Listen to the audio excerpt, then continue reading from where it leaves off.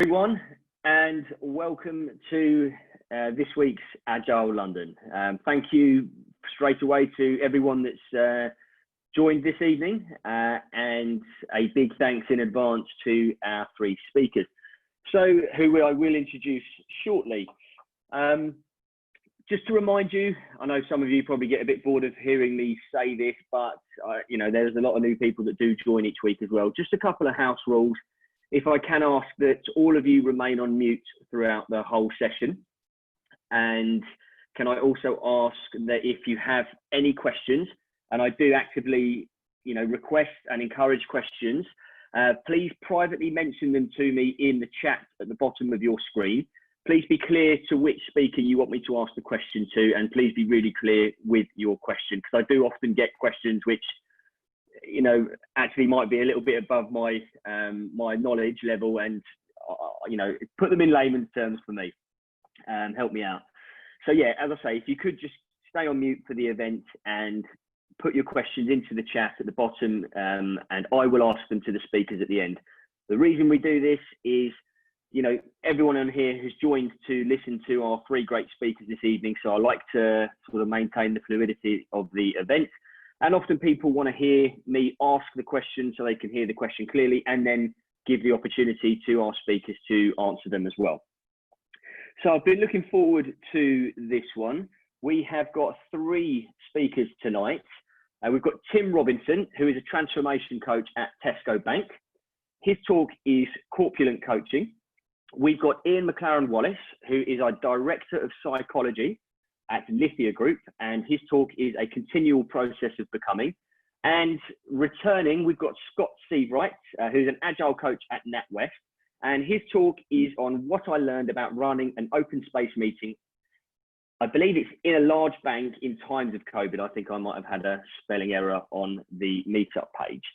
So I'm going to hand you now over to Tim. In this talk, Tim talks about how lessons from Agile transformation gave him his life back. Tim, do you want to just share your screen, and then I'll hand straight over to you. Awesome. Excellent. So hopefully people are seeing my screen now. That looks great, and you sound good. Off you go. Thanks, Brilliant. Tim. So first of all, I just wanted to thank people for joining, and what I wanted to share was some experiences of Agile transformation and the skills of Agile coaching that I've used to kind of change my life and my health. So the reason for sharing my story is to hopefully use it as a parable to help explain organizational change. And I just want to put some context around it. So I've told the story a few times to friends, some people who are on this call now, and they've encouraged me to tell it to a wider audience. I'm used to talking at meetup groups, but I'm finding this a very different experience because I'm using my personal journey, and it's pushing me way outside my comfort zone. So you folks are the first people that I've done this to, and it might be my last. So I'm working for some notes, and I'll be using mostly some kind of scripting and notes to try and get me through this. So hopefully you'll bear with me. So I should probably start at the beginning and say, how big was I? So I used to be 26 stone. If we've got any kind of European amounts or metrics, that was 166 kilos. Any Americans, 364 pounds. Any Arctic explorers, I used to weigh about 15 emperor penguins. So to put it in some context, there's a lot of emperor penguins. So I used to be really active during my youth. I was in the Royal Navy, and I had uncles who had a removals company. I spent my weekends earning extra cash with them. I'd run 12-hour shifts doing business moves. And one day I just couldn't keep up. I knew something wasn't right with me. So I immediately, after 11 months, went to my GP. So typical bloke. And one message I really would love you to check is, if you're not well, go and speak to someone. Don't be like me. So I was diagnosed as a diabetic. And yeah, that was really devastating. And part of the reason why it was devastating was I had a very misspent youth. Part of the reason for joining the Navy was a misspent youth. I'd been to 2 different war zones in the Royal Navy, and I was going to die from a bacon-inflicted injury, which really didn't sit well with me. So I tried every diet you might imagine, and I only ever got bigger. And the problem was that being diabetic meant I lacked energy to get into the gym. Insulin is a hormone that helps to create body fat, and my body fat, and my body wasn't using insulin well. So to compensate, I was creating more insulin, so it became harder to lose weight. So it was a horrible, vicious cycle. So I wanted to put that into context from a business perspective. So when I look at businesses, like me, businesses have spent decades getting to where they were, not through bacon, but through other things. And like diets, we've had millions of change programs. They've come and gone, and they've never delivered on their promises. You know, businesses, once fit and healthy, able to compete, started to discover they're becoming unwell. And once again, like me, they don't necessarily want to face up to a diagnosis, so it's easy to put off seeking help. And culture is self-sustaining. So the way the system reinforces itself is a negative feedback loop. And we can see that from toxic cultures that drive these behaviors. So I wanted to say, you know, over the last few years, my dad, he's the one on the left, as you look at that, just in case you're wondering, has had 3 serious heart attacks. He's lost a leg to diabetes. He has neuropathy in his hands, so he's got very little feeling, and he's mostly blind due to diabetic retinopathy. So all of those things happening to him weren't enough to trigger change in me, even though I was heading exactly down that same route. I kind of have to have my eyesight tested every year. I had the start of neuropathy in my hands. I had a ingrowing toenail removed early to avoid any possible infection and to stop losing a leg. I was on diabetes medication, which made me feel terrible. Hopefully there's nobody with type 2 diabetics taking metformin in the call, but if there are, they probably understand it. And I had to take statins daily for cholesterol. So that really changed for me when my dad came to stay for a week. We're not really a close family. We like our own space, but he came down to stay for a week. And I was pushing him in his wheelchair through Swindon shopping outlet. We're talking about memories of climbing trees together. And I had an active childhood, and he was a good father. And we used to swim in the river together and a whole bunch of these things. And I caught a reflection in the window of me pushing the wheelchair. And I could just see a future where my son was pushing a chair with me in it. And that was a real kind of pivotal moment for me. I knew I had to do something and it had to land. And I knew that I tried every diet and I tried exercise, and it couldn't work for me. Exercise couldn't work for me. And I tried every diet under the sun, and it wasn't delivering the need. So I knew I needed help. But unlike every other kind of previous experience, I now had access to Agile coaches. I had a world of different professional coaches, Agile coaches, and a whole load of experience to bring to bear. Too many to call out. There are actually people on this call who have been instrumental in my change, and I thank them. And I'm really lucky to be part of a community who are hardwired to help people out. So I think it's great, and I just applaud us as a community. I thank you. So I was in one particularly useful coaching session, and we were reflecting on something we'd learned in an IC Agile coaching course, which was about cultural change. So what this was saying was that we can't directly change culture. Culture was the sum of behaviors, and the best lever for behavioral change was structure. So in this model of leadership, leadership's job was to change the structure and to iterate it. So I guess for me, I'm my leadership team, and I need to work out, how do I affect structure so that I can change my behaviors and ultimately my culture? So in doing that, in another coaching session, we were kind of joking about, how do you change structure for people? We said, well, I could move to a 20-story housing block with no lift, and every time I want to go home, I have to walk up 20 flights of stairs. Oh, okay, yeah, well, that's a structural change. Or, hey, Tim, you could wire your jaw shut or something. Yeah, okay, that's a structural change as well. Interesting. But we were going down this thing. But I knew that from my previous change attempts, the problem was never in starting. I needed to be able to finish. So what did that mean for business? So there has to be a trigger for effective change, and it has to be authentic, and it has to be understood by all. Drip feeding of problems sometimes isn't enough. Even when they're really big warning signs. You see banks who've been fined repeatedly, for example, and they still haven't kind of made that jump to really changing. Knowing how you've reacted in the past does give you an opportunity to think how you'll likely make something stick. I knew that diets were not working for me. I knew that that was not the path for me. And I knew that I physically couldn't do more exercise because of health problems. You might need to be braver than you think and to ask for help. and it's a hard problem to admit. And I absolutely, we'll hear from Scott. Scott's a big champion and supporter of mine. I really thank him daily for the coaching that he's given me. But there are a bunch of other people, and going to people and saying I've got a problem is a massive step forward. And part of the reason why I feel really self-conscious talking to you today. Effective cultural change requires structural changes. If you want to see different outcomes, you're going to need to change a lot about how things get done, but you don't have to do it in one go. So that's something to remember. At that time, I was listening to Audible on my commute, and I was backwards and forwards all the time. I was listening to a Stephen Fry book about ancient heroes from legend. I can't do a Stephen Fry impression, but I think the line was something like this, and I'm going to read this out. As he was sailing, Ulysses wanted to hear the siren's song, although he knew that doing so would render him incapable of rational thought. He put wax in the ears of his men so that they could not hear, and had them tie him to the mast so that he could not jump into the sea. He ordered them not to change course under any circumstances, and to keep their swords upon him and to attack him if he should break free of his bonds. So I later discovered this was called a Ulysses contract. It's a freely made decision to bind yourself to a future outcome. If you've ever agreed to meet someone in the gym, you'll know it's much harder to say screw it and sit on the sofa and eat cheesy Wotsits watching Star Trek on Netflix if it means you've got to message someone to back out. And you don't want to lie to a friend, you don't want to have to kind of own up to the fact of, do you know what, I'm too lazy to go to the gym. So I needed a Ulysses contract. What could I do? So we looked at, could it be a financial penalty? Could I put 10 grand to charity if I failed to meet my goals? So the two problems with that, the first one was it didn't really hit structural change requirements. I'd already determined it had to have structural change built into it. So just having a financial penalty wasn't enough. And also money isn't particularly much of a motivator for me.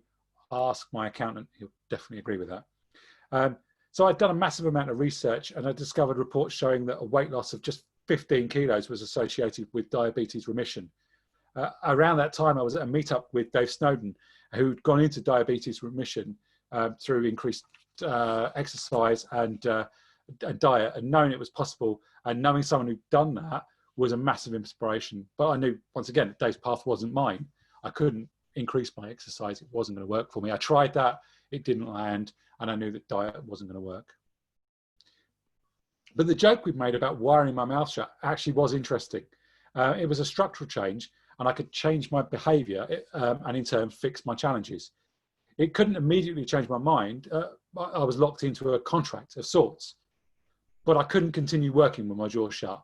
I like the sound of my own voice too much, so I absolutely knew, that wasn't going to work. And at some point we'd undo the wires, and I wondered whether I'd fall back to my old ways. I knew absolutely, without any doubt, I would go back to the way I was before. So what could I do that would be structural change and wouldn't eventually get undone? So just over a year ago, I had a mini gastric bypass. It was a scary decision to make, to undergo elective surgery. The risk of death and complications, they're quite real, but my research found that results from a meta-study of the surgery found that there was a 30-day mortality and complication rates of 0.08% and 5.9%. So that is, in the first 30 days after surgery, the mortality rate was 0.08%. And then in that first 30 days, the complication rate was less than 6%. And then after 10 years, I found that 31.6% of patients reported some complications. But of that third who had complications, 22% were minor. They were normally reflux, so a bit of indigestion. There were moderate in 3.7% of cases, and in hospitalization in 5.2% of cases at the 10-year mark. So, there was some really good stats there. But overall, excess weight loss was at 79%. So we're looking at a success rate of nearly 80% at a low risk for this surgery. I did a similar level of checking the background and history of the surgeon and his team, and I found that actually the surgeon had a higher than average success rate or a lower than average complication rate, and as did the team. So the statistics were just one part of the picture though, and the perception of risk is hardwired into humans. From our earliest ancestors, survival was based on a level of cautiousness, right? So we tend to focus on the risk as opposed to the reward. And that's a natural bias. So it was a difficult decision. But I was back at work in 2 weeks, and my diet was changed permanently due to having this new tiny stomach. As you can see there, my stomach is actually 100 grams. So I eat little and often. It changed the way I could eat, just small bites. And because the amount I had to put in was so limited, I had to focus on value. My doctors have said you need a high protein diet. So it meant that I had to prioritize protein rich diet to eat. I couldn't stuff myself full of stuff. But also, because my digestive tract had been rerouted, it meant that things were dropped into my bloodstream so much quicker. So if I ate something which was high in sugar, I had a massive spike in blood sugar, which made me feel dizzy, lightweight, nauseous. It also turns out that if I drink alcohol, that's also dumped in my bloodstream instantly. I found that out on a client meeting on one gin and tonic when I was wasted. That was an interesting day. So yeah, highly recommend not drinking alcohol with clients. Yeah, one gin and tonic, I was destroyed. I also have to take vitamin supplements for life because of the way this works, but that's a small price to pay for me. So it was interesting, actually. I made a note of this. When I wrote this down, I wrote all of these things in present tense. So I wrote that I was fat, or I am fat, rather than I was. And we'll talk about some of the statistics as well in a second. So what did that mean to business? Change needs to affect structures, as we talked about. If we want lasting and systemic change, we have to change the structures that support that.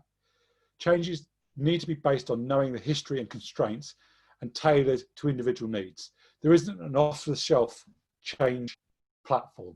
And if people think they can pull something off the shelf and go, that's your organizational transformation roadmap and plan, they're probably wrong in my world. You can argue with me later. I'll expect something in the comments.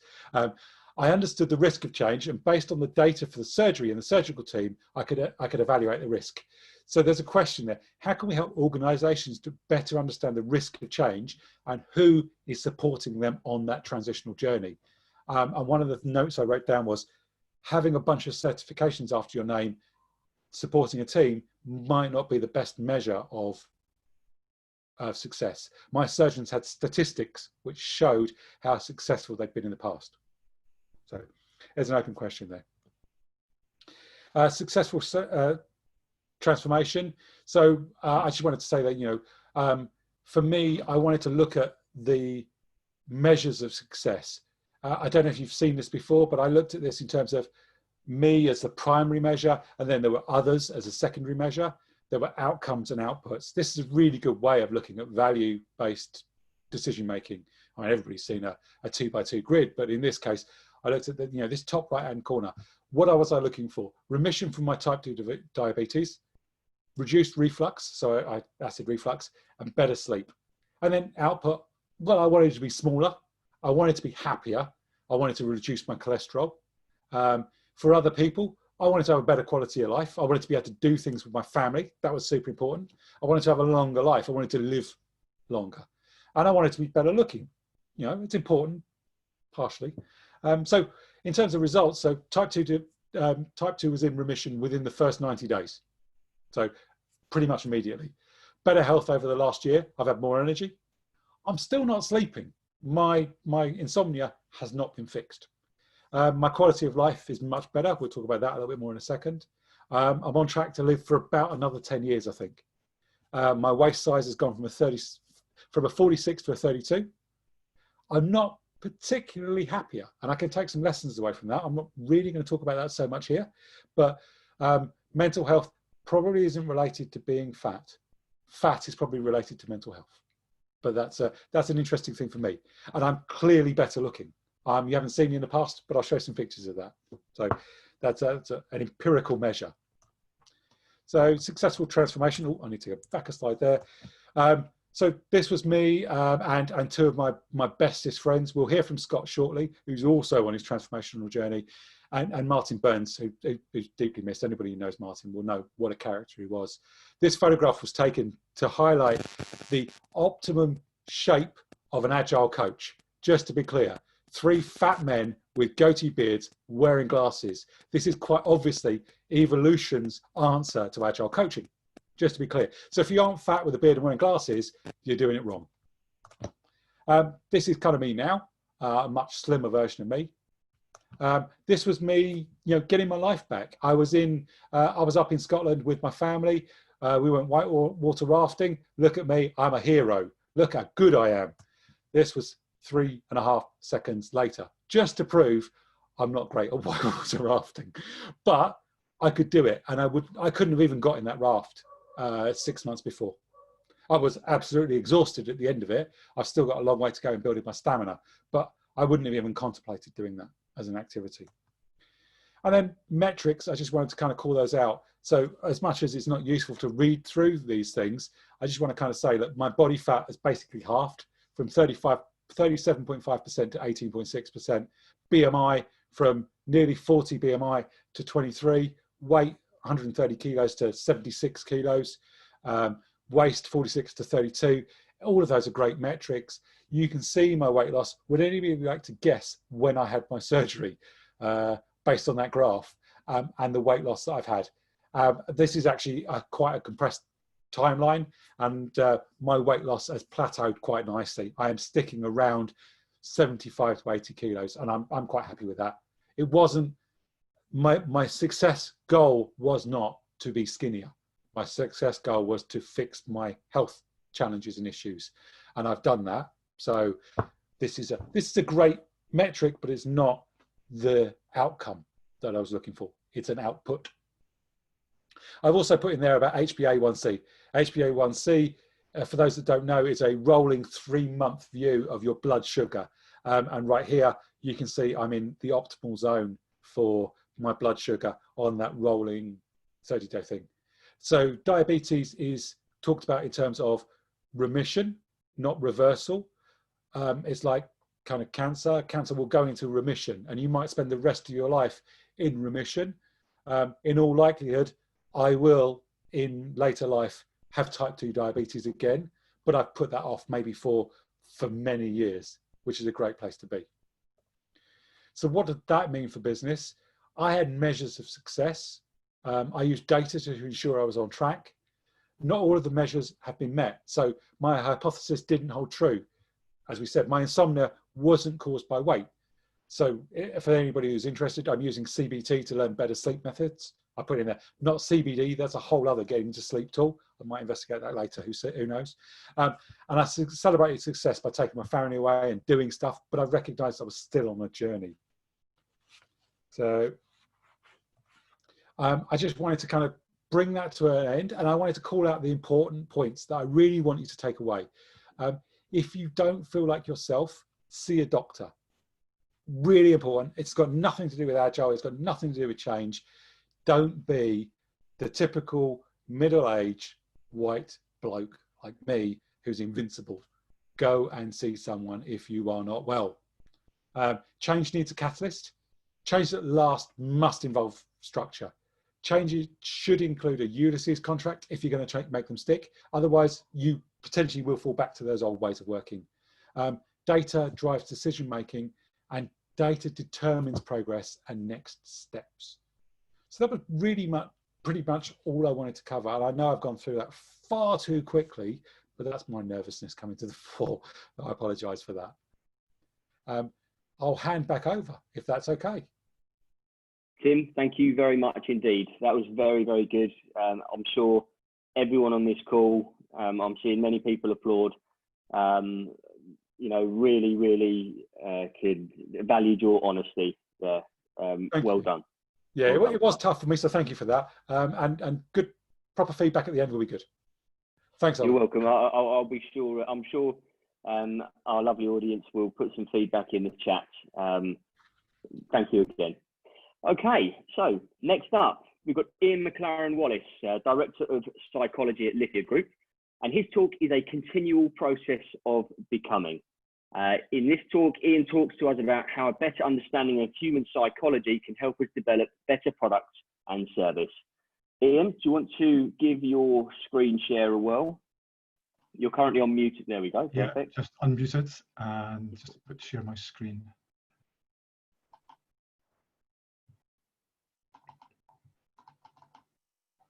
So can everyone see a picture of a brain?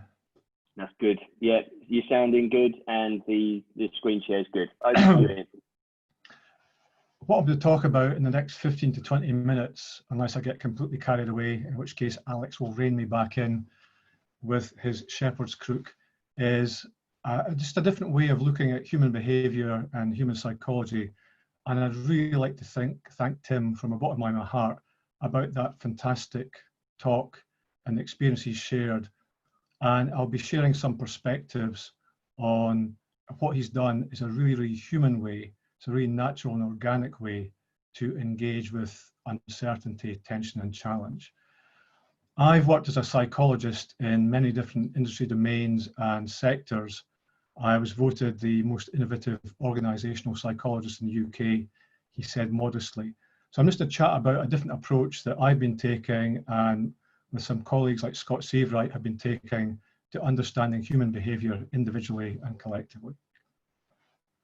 In all these different industries that I've worked in and domains, there's always a realization, usually later rather than sooner, unfortunately, that in any human endeavor, there's that realization that understanding human psychology is really, really important. And the challenge we have with that is most popular psychology is junk psychology.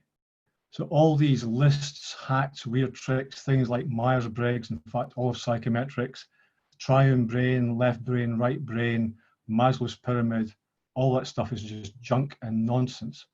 And all these lists that do things like, here are 7 things to do before 5:30 a.m. in the morning if you want to be successful, they're just nonsense because that's not how the human brain works. My personal opinion on this, I blame airport bookshops, which thankfully aren't so busy just now, but they are full of books by guys like Malcolm Gladwell, who are writing stuff that's unsubstantiated, it's very populist, it's very attention grabbing.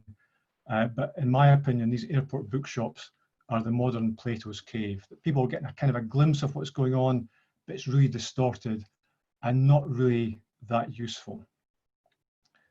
They sell the idea of the brain as a machine, something that is deterministic, it's linear, it works in that Aristotelian logic.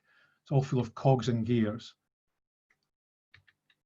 And the challenge with that is, this is an evolution of Conway's law from '67 from Melvin Conway. If you think of your brain as being mechanistic and linear and deterministic, that's kind of what you'll do at work. That's how you will view the workplace. This has continued, unfortunately, into the idea of the brain as a computer, that all you need to do to perform better is somehow update your software or clear your cache or add more RAM, and all that nonsense from things like NLP, that's neuro-linguistic programming, and not natural language processing, which is actually lovely, but neuro-linguistic processing, all that stuff from Bandler and Grinder doesn't really work, and it usually ends in tears. So how can we get out of this modern Plato's cave and achieve a better understanding? What's a better sort of understanding? So for a long time now, over 100 years, but more intensively in the last 10 to 15 years, people have realized that the brain's not a machine. Your brain is a living organism. It's a process rather than a thing. Your brain simulates the world. So that's what your brain does. This is why humans are so successful. We create simulations of the world in our brains. So we use our 100 billion neurons and our quadrillions of connections to create a simulation of the world. And it's not a matrix style simulation. We're actually modeling the world so we can make sense of it and engage with uncertainty. So your brain is an organic, non-linear simulator. It's not a mechanistic linear predictor. This is Frank Rosenblatt in the 1960s trying to make one. This is the first piece of AI, the perceptron. It didn't work that well. So your brain is a simulator rather than a predictor. And the simulations that we run, the non-psychological term for them is stories. We are continually running stories. Everyone on this call just now is running these stories, mainly unconsciously. And that's the challenge with engaging with these simulations, with these stories. That as George Lakoff, Stanislas Dehaene, Benjamin Libet demonstrated, 98% of our stories run unconsciously. most psychology attempts to engage with that 2% of our conscious awareness, but there are other ways to engage with the unconscious parts of it. So the thing that I originated, one of the things that I have made just through working with clients, working with organizations and individuals, is a conceptual edge, and it's called the human edge. And it's really accessible, really immediate, and here's a little diagram of it. So if this was to scale, this line would be right up at the top of the screen, 2% on top, 98% below. But to make it easy to work with, the lines across the middle. So there's an edge between, excuse me, our conscious awareness and unconscious awareness. There's also another edge involved because we are simulating the outer world from our inner world. So we have an inside and an outside. And you may think, oh my goodness, not another 2x2 matrix. That's done to make it a bit familiar, but also this is really dynamic, as I'll start to demonstrate here. So the process of consciousness and unconsciousness is generative rather than prescriptive. So what that means, the classical psychological view from things like John Boyd's OODA loop is we observe the outside world and then make judgments on it, make decisions and act. Or from Chris Argyris with his ladder of inference, we're observing something and then going up a ladder of understanding around it. That's not how it works. Your brain is continually unconsciously generating imagery. So visual, audio, haptic, olfactory, doing this all the time. So just to sketch that out, it kind of looks like this. We have this imagining loop. And this imagining, 98% of it is happening unconsciously. And we are generating this and feeding it forward and validating it with our senses in the outer world. So as far back as 1911, the Scottish neuroscientist Thomas Graham Brown stated that the function of the senses is to modulate internally generated imagery. And latterly, guys like Anil Seth have been confirming this. So this is how your perception works. It starts from the inside, you feed forward and you validate it. And it's non-periodic, it's largely deterministic, it's non-linear, but it is a flow. And it forms what Edward Lorenz described in 1963 in his famous paper that I'm sure you're all familiar with, Deterministic Non-Periodic Flow. It forms a dynamically stable system, a Lorenz attractor. And then what happens when we do this, we validate in the outer world, we feed it back into our imagination. But because we have that conscious awareness, we also abstract generalities from the validation. So theories, ideas, concepts, thoughts. So we start to symbolize those. We symbolize those in our inside. We're making theories and ideas and concepts about what we have sensed in the outside world. And because we're all running simulations, you're probably thinking, there's an empty space there. There must be another perceptual loop there.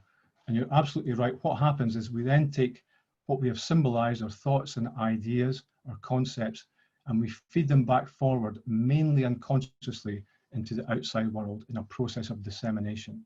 So we disseminate aspects of our identity, of our needs, of our beliefs into other people, places, events, and objects. Now, I'm just whizzing through this because I don't want to go into a huge psychological lecture, but just trying to give you some feeling, some glimpses, some sense of how human perception and human psychology really works.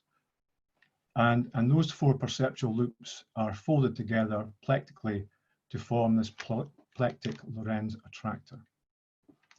We can also use these loops in other ways. We can use them in this really immediate way, that we can understand them as being emotional, physical, mental, and spiritual. So when we imagine something or when we emote, these two are really closely linked. So if you're a bit angry with me, you're unlikely to say, Ian, I'm angry with you, because I'll just think you're just a bit disappointed. But if you say, I'm absolutely fuming at you, Ian, so it sounds like you're on fire with anger, or if you do that again, I will positively erupt. It sounds like you're a volcano. Or if you're frustrated with me and say, working with you is like banging my head off a brick wall.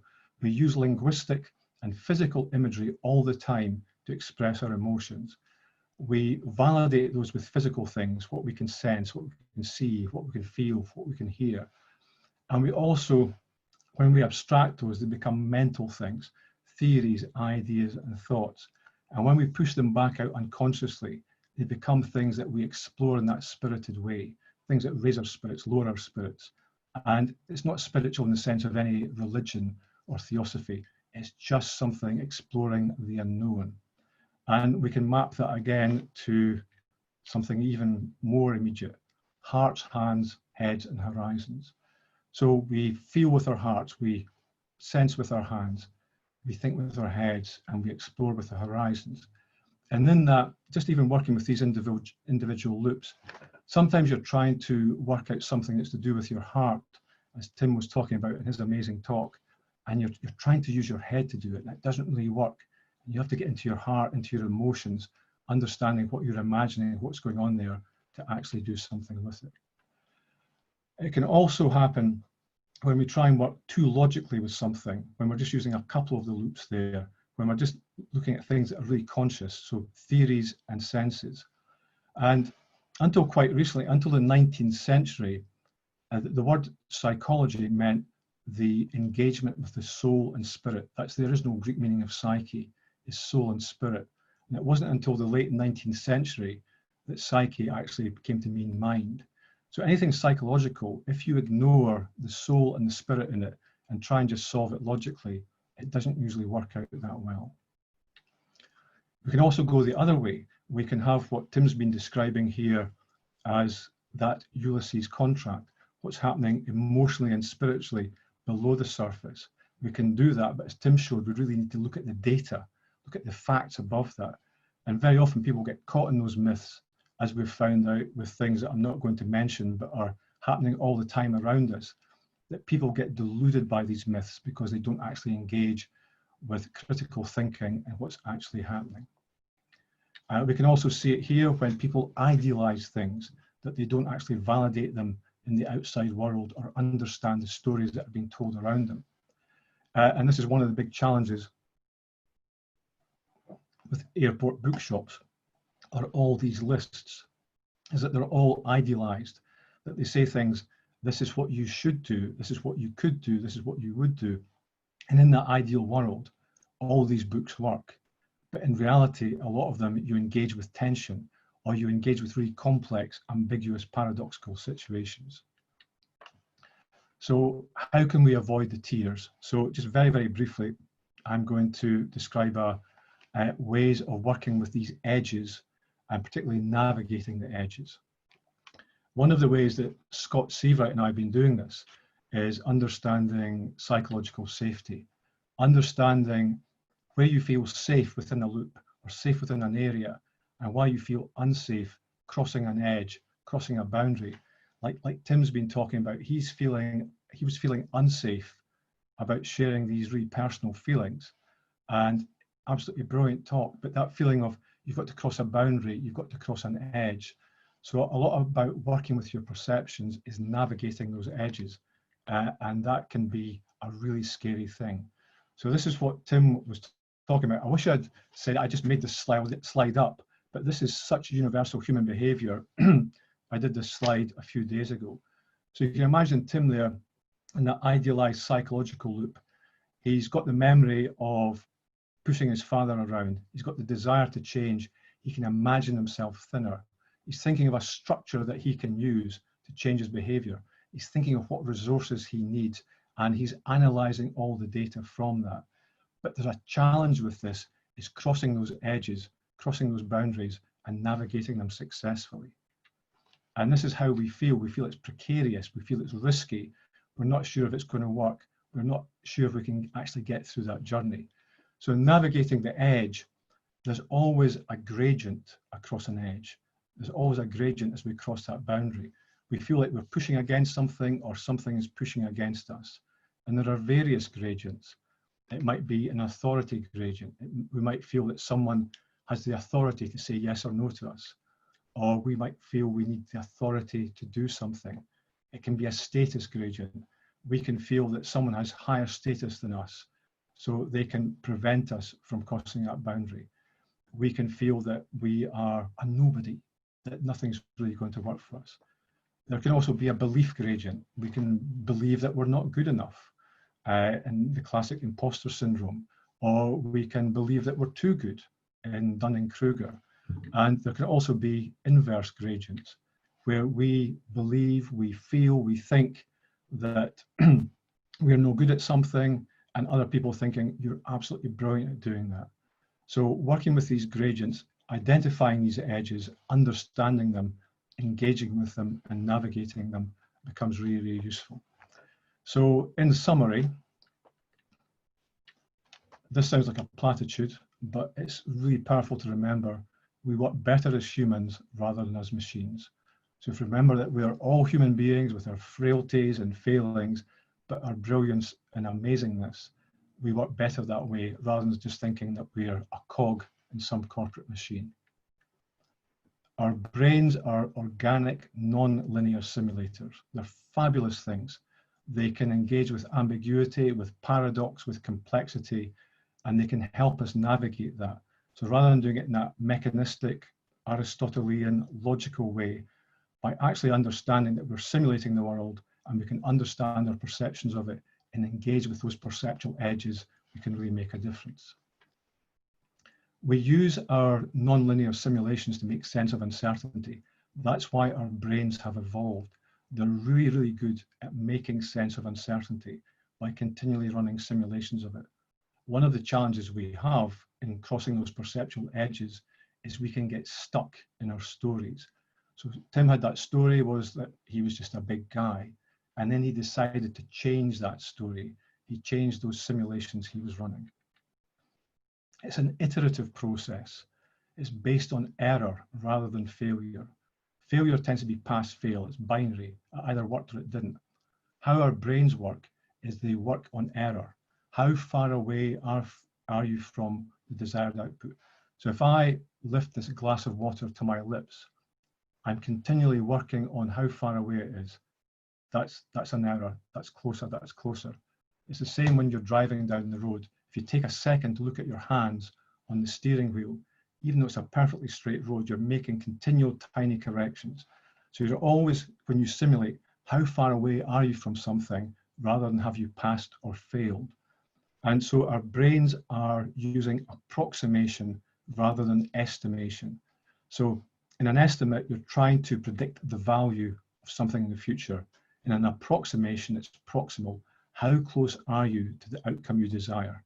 So working with error is far more powerful than working with failure. It's a continual simulation rather than a periodic prediction. So rather than time boxing something and saying, I predict this will occur, this outcome will occur at this time, you're continually simulating, updating, checking those errors, evolving, making it better and better. Who we are and what we make are always works in progress. Things emerge for us, we get them into a steady state of existence, and then we're always trying to evolve them and improve them.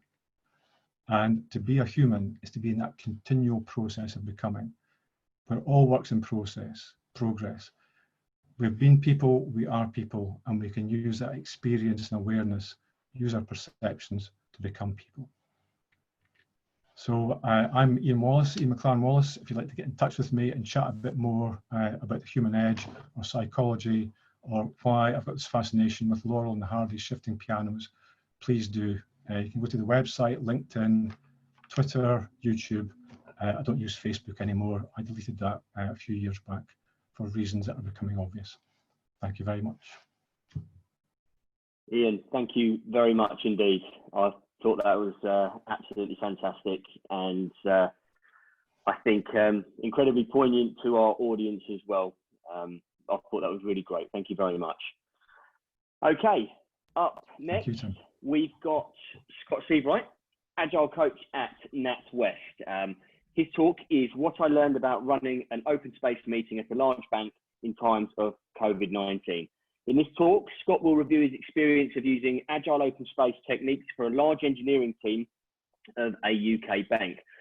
What was the idea behind the experiment? How did it go? What worked? What would we learn? And would we do it again? Scott, do you want to just share your screen and I will hand over to you. Yeah, let's go there and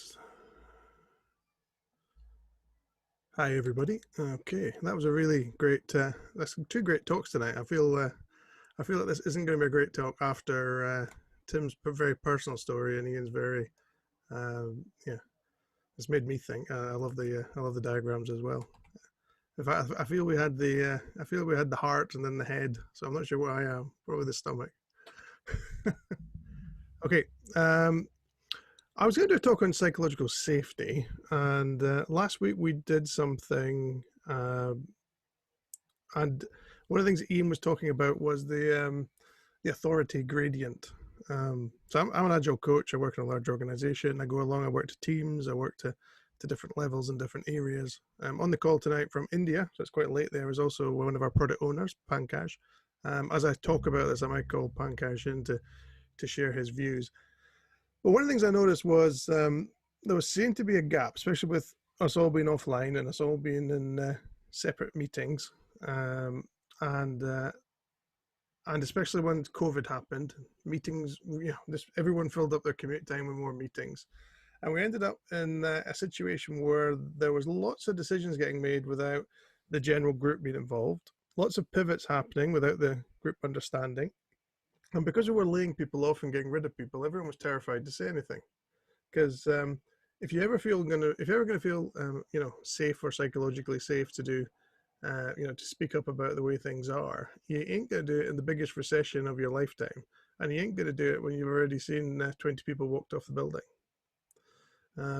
But what this was leading to was microaggressions, and lots of people using the term they about the leadership. So we want to be agile, we want to have a flat organization, but they are making the decisions and they don't know what the problems are and what are they going to be doing at the next contract renewal, and why did they let those people go? So I had one of the things I like to use is the physician's model. So physician's model is you get some people in and you talk about what you're seeing, and then you'll have a little bit of a discussion, and then you come up with a prescription. So I'm very lucky to work with two great coaches, Deepa over in India and Robin in London. And Robin and Deepa and I had a chat, and we talked about this, and they were seeing the same things as well. They were seeing, frustration and people being isolated and just kind of unhappiness. What I was working out was that this is really more related to empathy as well. Usually when I hear the words they, I always think there's an empathy group there. There's also an in-group bias because they aren't us, so they aren't equipped to know the information. They aren't there for the customers. They aren't there. So one of the things I went to the leadership team and said, I'd like to run an open space I'd like a session instead of the town halls, because at the moment we're doing town halls. The town halls are all top down, so we'll tell you what we're doing and we'll tell you what we're hitting, and the town halls just took ages, and all the leaders talk too much, and that's Pankaj will laugh, but that's when I took my Tibetan brass prayer bowl into it, and if anyone took too long, I just gonged them off because it was getting too long. But for an hour and a half every Friday, once a month, for us to sit and just listen. I wasn't engaging. I wasn't breaking any silos down. I wasn't allowing talk to happen. It wasn't allowing listening to happen. So I went to the leadership and I said, I think we need to do something here. And the leadership said, where's your data? And I said, don't need data on this one because you're never going to get data. You're never going to get data about empathy gaps. And then I just kind of, because Ian and I know Ian's been showing me a little bit of his book that he's writing, and especially a little piece he wrote on McNamara fallacy. So I just immediately shouted out, McNamara fallacy, you'll never get all the data. And you're only working from the data you've got. So they knew they had a problem because the engagement surveys weren't very good.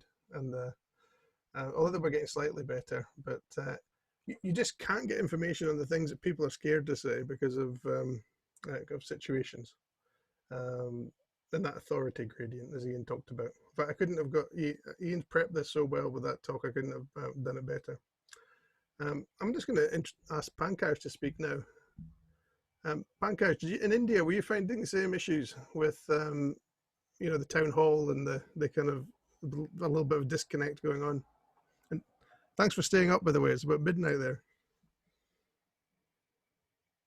You're on mute, Pankaj. Are you? Can't hear you. I'll crack on if you can see if you can get the sound working. So I basically said to the leadership team, I want to set up an open space event.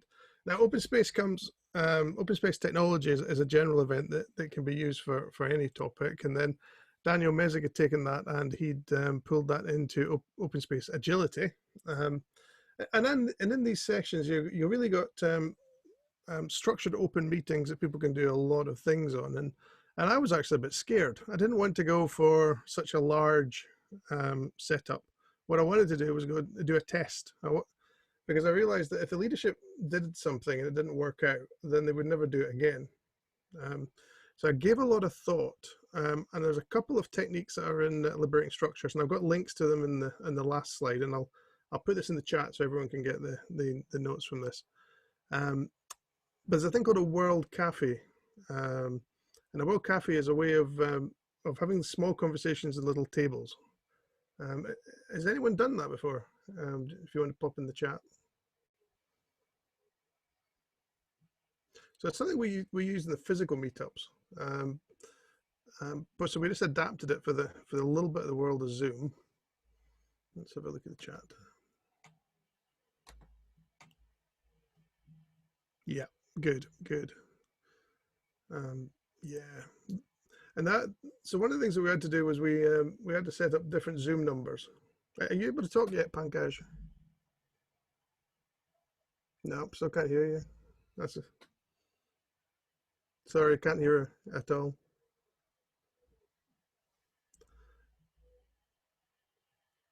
Okay. Anyway, so one of the things we want to do was get topics for the tables. So we used the SurveyMonkey, and the reason we used SurveyMonkey was so it could be anonymous and not in any of the internal systems, and not related or tied to anyone's LDAP. So there's no way we could work out who said what. And what those things did was give us a list of topics, and we'll go through that in a little bit. Each of on the tables, we put a facilitator and a leader. So each of the leadership team were at a different table, and we picked topics that kind of related to the kind of areas and the things that they were interested in. And we also had the facilitator there, and we used the Scrum Masters mainly for that, but Pankaj was one. He's a product owner, and the facilitators were there to introduce the sessions, explain what people should work on, really to allow the leaders to be in a listening mode, and with a briefing that they should be in a listening mode. And then we pulled everyone back into a fishbowl, or again in Daniel Mezig's world, an authority circle, to do that we also moderated it, just to run the risk of it falling out of structure. And I got one of the other coaches from another part of NatWest to do that. So there was no favoritisms, no ties or anything. And again, a lot of psychological safety in that moderation, because there was nothing could happen to that coach. And then from that, we kind of built a backlog of things. Yeah, so everyone's got the idea. Here's the questions we used, which is just for the anonymous input bit, which is let's talk about. Which is really just asking people for things to talk about, and again, completely anonymous.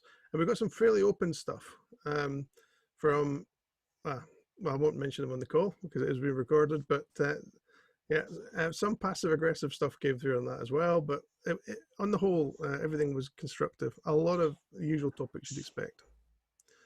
Here's the tables we had, and also these are the voting responses for the popularity.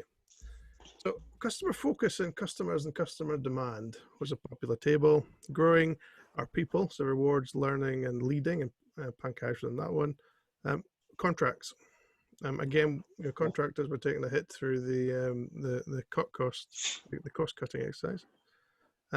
Meeting, collaborating, communicating was another one. Reorganization impacts, technical direction and future technologies, the vision for the department, and also workload, priorities, and capacity. So each of the leaders went on there, opened up their Zoom account, and then people could go 15 minutes onto each table and go around it. And that really meant they could self-select their own journey. And it also didn't mean there was a large burden on whoever was running Zoom to allocate people to tables. So we did some evaluation of it. I think and it was a really successful thing. And everyone came up to me, that I've had every meeting since, and said it was great. When I said to Alex I would do this talk tonight, we weren't sure how it was going to go. So I knew I'd be here to talk about something. I wasn't sure I was going to be talking about something that was popular or something that would be a disaster. But sometimes you can learn from disasters, or as Ian would say, error is not failure. But certainly from the leadership team, and you can see there, out of 37 respondents, 5 thought that improved their view a great deal, 15 a lot, 8 a moderate amount.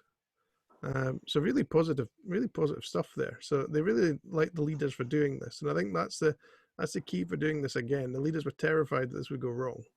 No one wanted to be seen as holding an event that didn't work. They knew the town halls worked because they did them all the time, but they didn't know this would work. There's a bit of noise in the background. Is that? Scott, it's Alex. I think you might have Pankaj now. Pankaj. Yeah. Am I audible now? We can hear you now. We heard something in the background. Oh, thank God.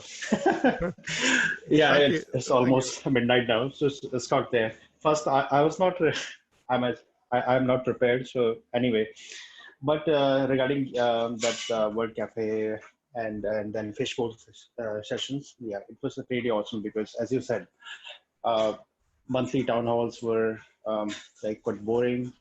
And one takeaway from these sessions was collaboration between the various teams, because it was based on teams, not on team basis. So anyone can go to any Zoom room based on their interests.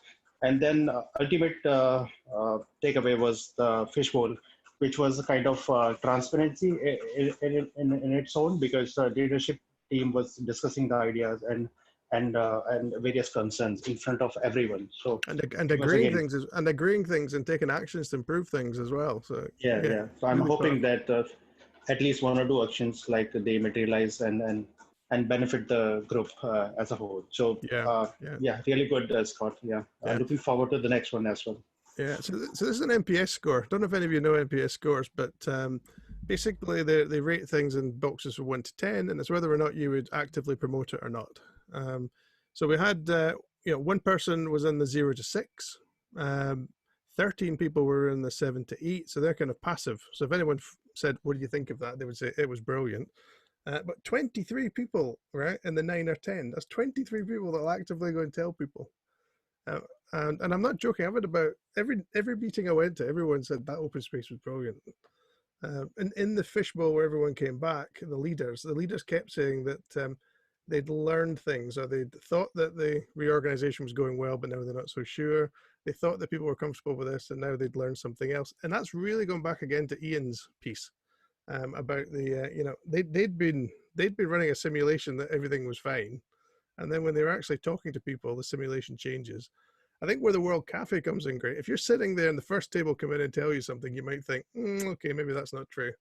And then a completely different bunch of people come in and say the same thing, and you go, well, maybe there's something there. By the time the third group of people come in and say the exact same thing, you think, well, maybe my internal model isn't great. Here's some things people said about it, right? I liked having time to speak in my groups, as they were quite small, and therefore we got some good debate. The event allowed the LT to become more visible to the community, and I believe it will make them more approachable in the future. I like the openness and the way that the leadership team listened and took actions to carry things out. I also thought that was very well organized. We're able to express our thoughts with freedom. No one stopped us. We got a chance to speak our hearts. Well, being in the heart of Agile, I obviously like that one.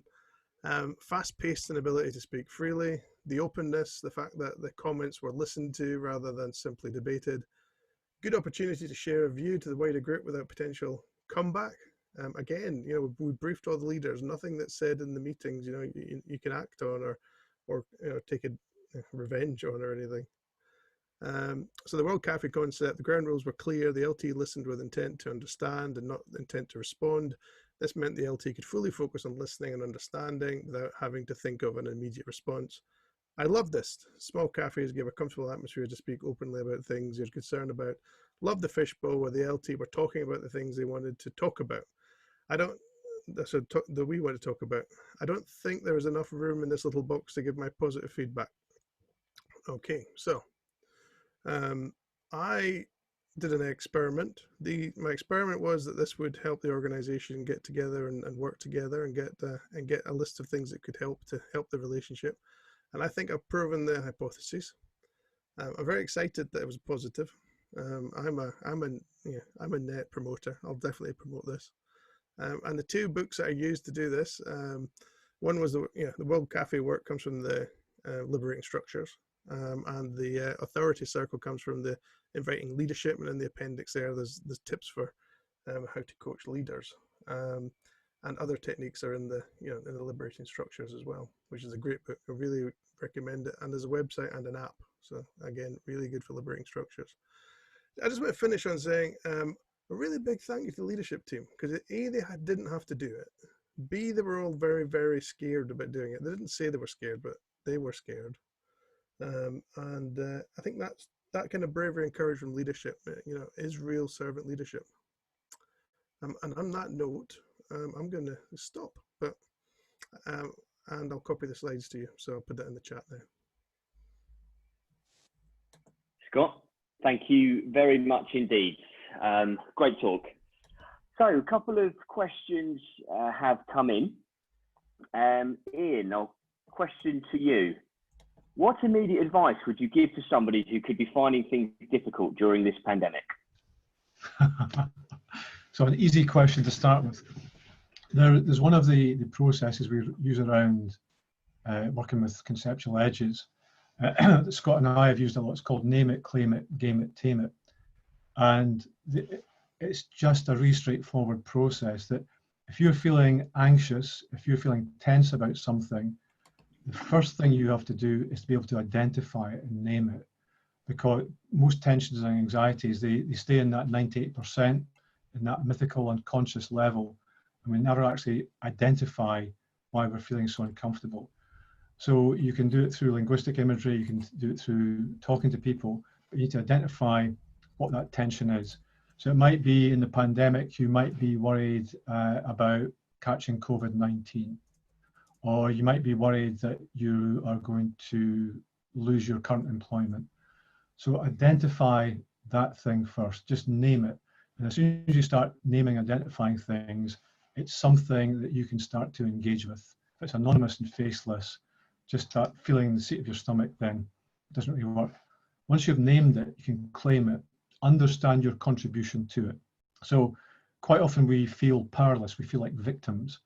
And when we start to claim our contribution, so if you are concerned about contracting coronavirus, you can think, right, so what can I do about my habits, right? Should I wear a mask and gloves in a shop? I know I'll look stupid, but should I do that? Or should I minimize my social contact? You start to take control of it. Or am I worried about losing my job? What other prospects are there? Start to own that. Am I performing well at my job? Am I actually stepping out of my comfort zone and engaging with people and asking them about it? And once you've understood what it is that you're actually engaging with, you've named it, you've understood your contribution to it, then you can start to game it. What are my options? What can I do here? And one of those options is do nothing. But there are lots of options about, just make a list of them, just start writing stuff down, write it down in a book, name it, claim it, game it. And then once you've started to understand your options, you can take action to tame it. So just doing something quite simple like that is that you can have something like, I'm going to lose my job. If I'm going to lose my job, my wife won't love me anymore, and I'll lose my house, and the kids will be in care. And you have this massive spiraling out of control anxiety. Rather than just going back to my thing I've identified and named is I'm worried about my job security. How can I understand my contribution? What are my options there? And what can I do to take action, to take decisive action that's going to work for me in that situation? Thank you, Ian. Very good. To Tim and Scott, how do you feel Agile teams might be affected by COVID? So Scott, do you want to go first? And then actually, Scott, you've just spoken. So Tim, you jump in first, and then Scott, just follow up straight away with your answer too. So I think that as we talk about the psychology and the fear of that fear that's with people, I think that all of the change that we're facing means that people are reluctant or worried about job security, about health, about a bunch of these things. We need to be more compassionate, I guess, and show that compassion and empathy in everything we do. Also, I've been working with things, from a practical perspective. We're now pretty much all working from home. Therefore, people are being invited into our homes, and we need to understand that. I was on a call today where one of the women on the call had a toddler on her lap all the way through a PMO call. So I think we need to maybe adjust our expectations of what the new normal is. But I think Scott's probably done a lot more research into this. He's got some more insight to add. Yeah, I mean, the research is quite fascinating. The Office of National Statistics are talking about all the positive things that came out of this. One of the biggest changes I think is going to occur in Agile is a lot of the Agile leadership always said Agile teams had to be co-located physically. Okay, and I think COVID's actually shown that Agile teams don't need to be co-located. They don't need to be in the same building. They don't need to use post-it stickers, and they don't need to use visual radiators, because a lot of that can be simulated with Mural and Mira and other things. Even things like PI planning, where you'd fly people over from all over the world into a meeting, to change. There are some Agile teams out there who worked remote before and have seen no change whatsoever. But what I would say is, if you're a team that were used to being in an office and working in a non-Agile way, and suddenly you're thrust into a lot of change and a lot of flexibility, the things that you can get out of Agile, even the ceremonies and Scrum and things, are really going to help you get through Agile. And they're going to help you because they're going to keep your focus. So this daily stand-ups will help you focus and communicate. Other teams who don't have that might never speak during the day. It's going to do things in small slices, which again is going to help your cognitive load, because everyone's got memory problems just now in the Ds. And we're also going to have show and tell, so that allows you to kind of engage further with the organizations. So all the good stuff's already in all the ceremonies, yeah. And all we need to do is just find ways to overcome the gaps and distance between us. Now's a good time, Scott. Sorry, as well, Scott. I think now's a good time to revisit a team charter, or if you haven't got a team charter, to create one, because you might have been a team who are high performing, but we've actually changed all of the fundamental underpinnings of that. So how you communicate with each other, where the boundaries are. I've got it with WhatsApp. My team are using WhatsApp, but they're using it for personal communication and business communication. Blah, blah, blah. So I'm never offline. It never goes away. So as a team, we kind of had to go, ooh, okay, if it's work, we're going to do these things through email or through Teams or through X, Y, and Z. If it's memes and GIFs, send it on WhatsApp. That's all cool. But it's a really good opportunity to really kind of baseline how you're going to work together. Yeah, and another thing that I think teams could do is we just relaunched a team with a team building that we did online. And we actually did an online team building. And I would suggest every Agile team should go and do an Agile team building now. And that allows you, again, to reset your contract and to talk about things that have changed and get that sensor data. So it's not a case of the Scrum Master simulation in his head about what the team want. Have that conversation. Thank you very much. Question to Ian. Ian, you've spoken about literature a little bit during your talk. What books might you recommend? Ian, you're on mute. Yeah, I was just being far too quiet there. Yeah, there are quite a few books, and this could lead me droning on for hours. So what I'll do is I will put together a wee list, and mainly references, just things that you can go and check out and read, and that should be really helpful, I hope. Sounds good. Yeah, I'm sure I'll put that into the meetup chat. And you need to finish that book, Ian. Yeah, things to do. I've named it, I still need to claim it. Another question, and this one is to all three. So Ian, you've just answered, so I'll go to Tim. and then Scott to follow up, and then Ian from that. So, to all three of you, what positives do you feel could come out of this pandemic? Oh, there's almost an infinite number of positives, and I think we're already seeing them. So, teams learning how to work together, teams understanding that the boundaries are changing, and seeing people as people, not just work colleague machines. So, as I said, invited into people's homes, seeing them in a different environment, it's going to be an amazing way forward. And in terms, as well as that, hopefully, I mean, I don't think we've got it right now, but I think we're going to get a much better balance between work and home life, because I think right now we're in panic mode and work life is massively overtaking home life balance. But I hope that as we learn those skills as individuals and teams, we're going to see that swinging back to a much, much more healthy balance. The ability to kind of go, no, I'm going to pick the kids up from school, or no, I'm going to give my wife a hand to load the dishwasher this morning, and I'll join a meeting later. I will handle my workload in a different way. And another positive, if you're a massive multi-billionaire who owns lots of sites for physical working, they're going to be knocked on their backsides. I don't like them. Yeah. Capitalist pigs. Scott? What was the question again? Just so I can phrase it right. The question again is, what positives do you feel could come out of this pandemic?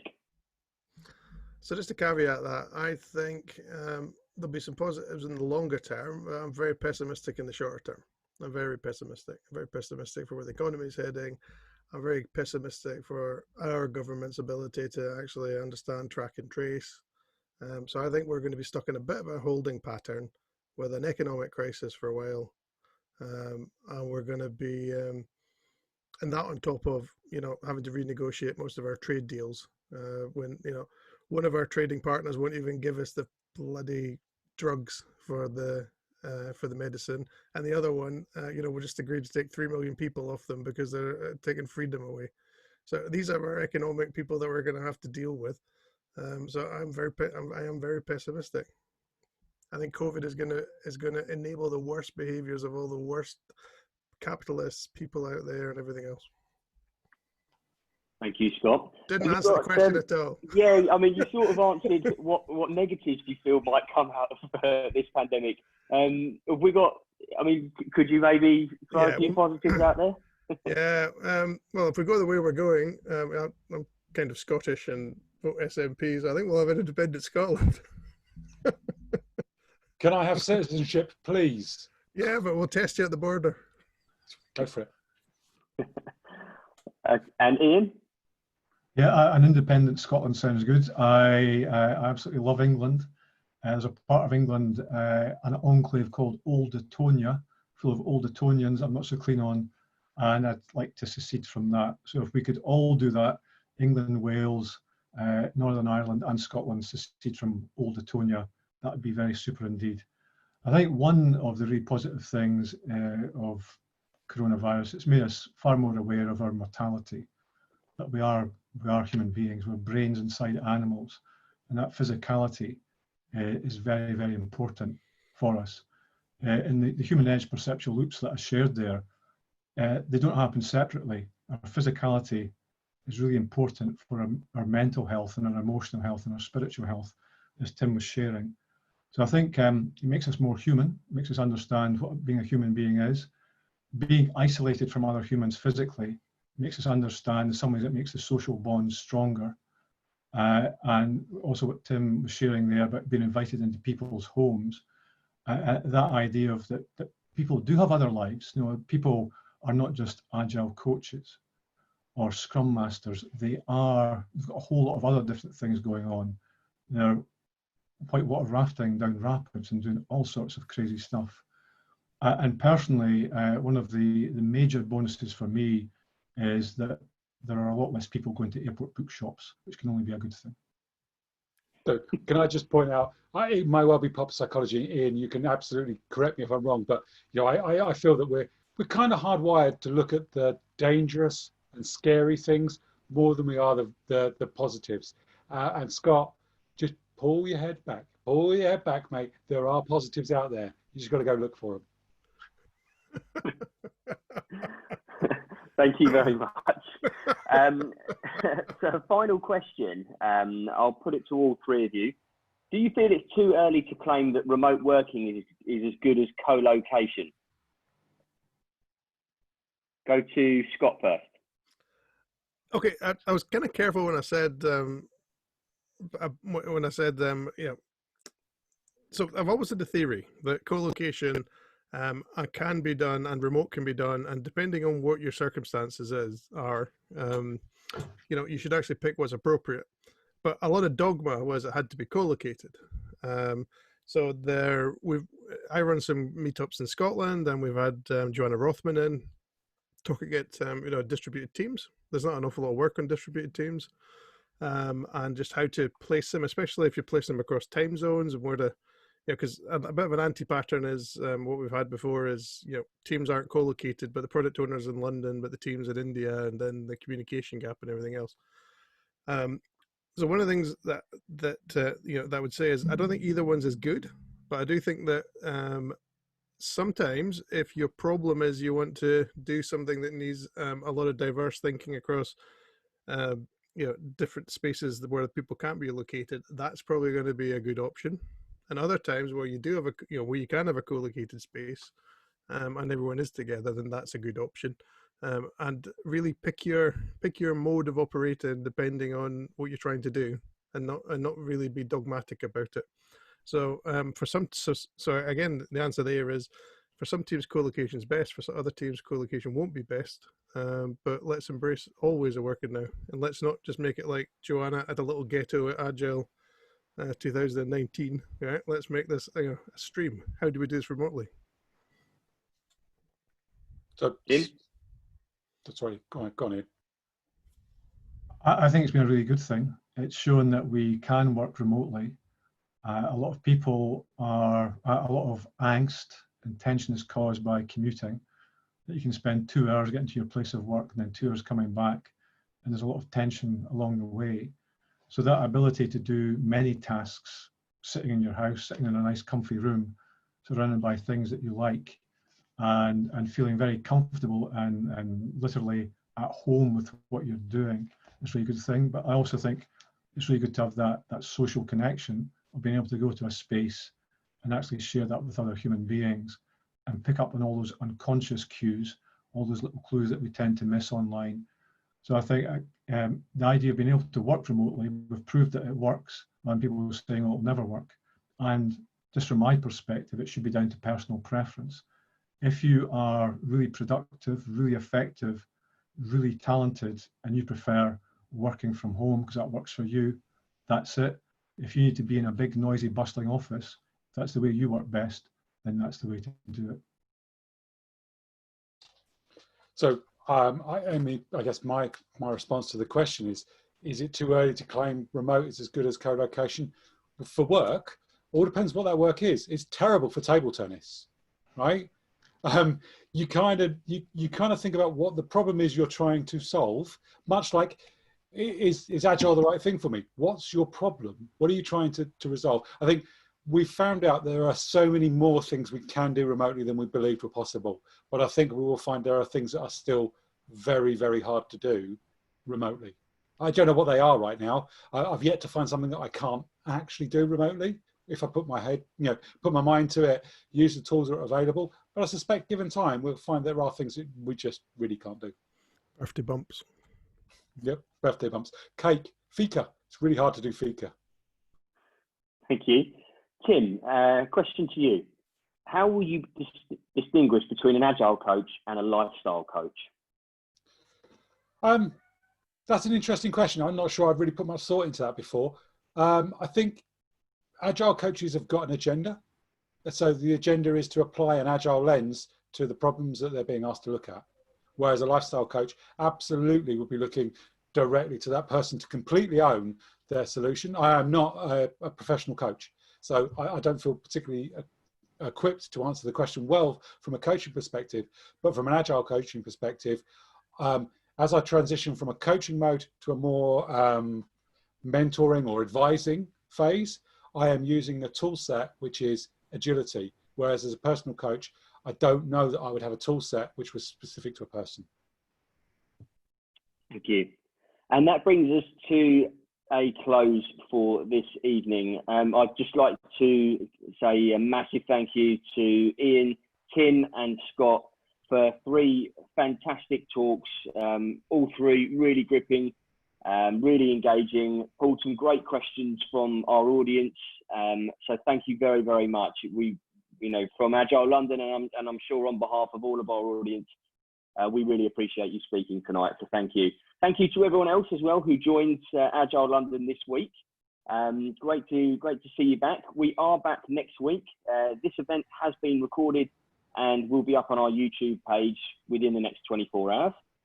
I do say this every week, but if you are looking for work, my name is Alex Scriven, not Oliver Bernard like it says on the screen. Find me on LinkedIn, send me your CV, and if we do have something relevant, I'm not going to lie, things are quiet at the moment, but if we do have something relevant, we will discuss it with you as well. But we're also happy to open talks.